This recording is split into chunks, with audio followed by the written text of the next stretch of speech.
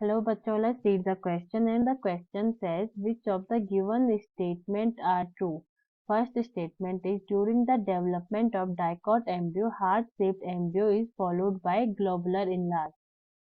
Second statement is, the part of embryonal axis above the level of cotyledon is epicotyle, while the part below the level of cotyledon is hypocotyle. Third statement is, monocot sheath possess single cotyledon represent सेक्यूटलम।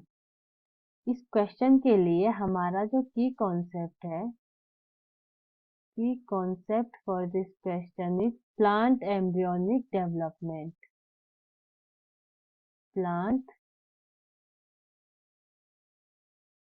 Embryonic development. So plant embryonic development क्या होता है? After fertilisation ovule का develop होना plant embryo में। After fertilisation ovule develop into plant embryo.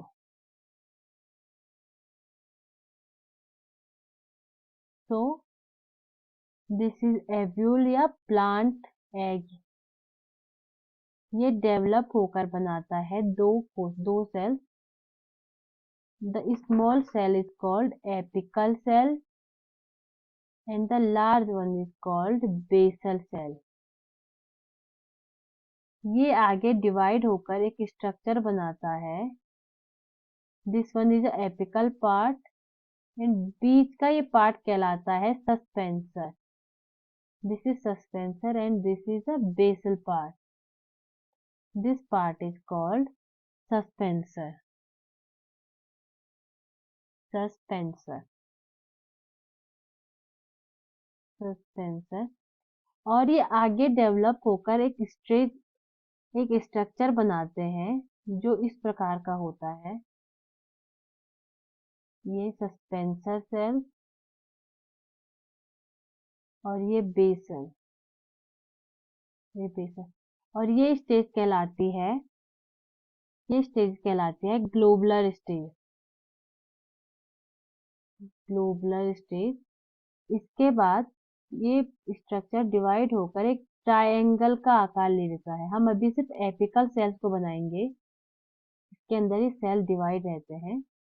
This stage is called triangular stage. Triangular stage. और इसके बाद ये एक स्टेज बनाते हैं जिसमें this one is apical part. This stage is called heart shaped. Heart shaped. Heart shaped. ये होती है हार्ट शेप्ड स्टेज। तो हमारा फर्स्ट स्टेटमेंट रॉन्ग है। इसमें कहा गया है कि heart shape stage globular stage से पहले आती है, बट अभी जैसे कि हमने देखा globular stage heart shape stage से पहले आती है।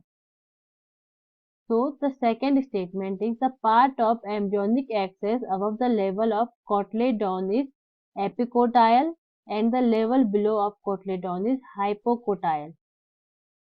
तो जब एम्ब्रियो फुली डेवलप हो जाता है तो वो कुछ ऐसा स्ट्रक्चर बनाता है।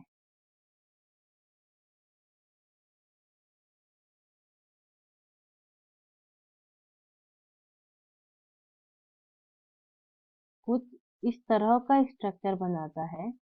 ये उसका एपिकल पार्ट है। ये दोनों डाइकॉट प्लांट में दो कॉटलेडोन्स पाए जाते हैं। दो कॉटलेडोन्स, ये दोनों कॉटलेडोन्स है। यहाँ पर इपिकोटाइल पाया जाता है और यहाँ पर hypocotyl. So our second statement is right। Epicotyl cotyledon से ऊपर वाले लेवल पर पाया जाता है, मतलब उससे ऊपर स्थित होता है। जैसे कि यहाँ पर कोटलेडॉन्स है, एपिकोटाइल यहाँ पर स्थित है और हाइपोकोटाइल कोटलेडॉन के लेवल से नीचे स्थित है। So our second option is right. Third one is monocot seed possess a single cotyledon represent by sacuculum. Monocot seed में सिर्फ एक ही कॉटलेडॉन पाया जाता है, उनमें सिर्फ एक ही एम्ब्रियोनिक लीफ होती है। So the third statement is also right. इसलिए हमारा जो राइट आंसर होगा वो होगा option B. Option B will be our right answer. Second और थर्ड दोनों स्टेटमेंट सही है। I hope you understand the concept. Best of luck.